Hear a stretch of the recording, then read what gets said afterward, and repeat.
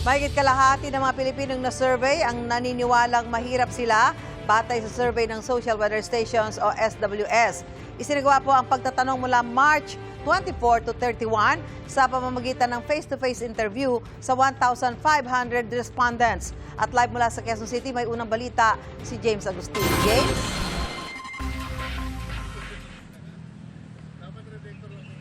Susan, good morning. Ramdam ng mga nakausap ko ngayong umaga na talaga namang mas humirap yung buhay. Tugba po yan doon sa naging resulta ng isang survey na lumalabas sa mas maraming Pilipino yung nagsabing mahirap sila. Pansit at 2 balot ng kanin sa halagang 50 pesos ang baon ng construction worker na si Nick. Ito na raw ang pagkakasyahin niya para sa tanghalian at merienda ngayong araw. Bilang minimum wage earner, ramdam daw niya na mas humirap ang buhay. Para naman sa breadwinner na si Lendo na kahit papano'y kumikita ng mas malaki kada buwan, mahirap pa rin ang buhay. Kung si Eric naman natatanungin, nasa gitna lang siya o borderline. Hindi masabi kung mahirap o hindi mahirap.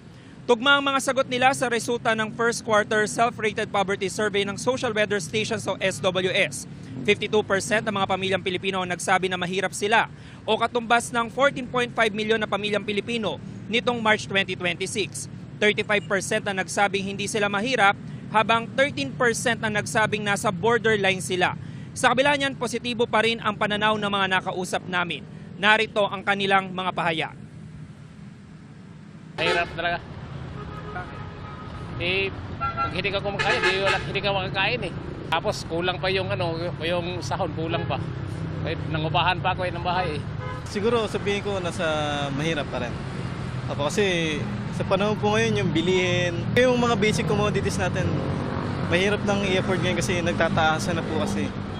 Ayun po, kaya sabihin natin, yung sahod tapos kumpara sa mga bilihin, hindi na siya tugma, parang gano'n. Nakakain naman kami ng minsan, lagpas pa sa 3 beses sa isang araw, nakakain kami. Maayos. Nakapag-ulam naman din ng masasarap. Papaano.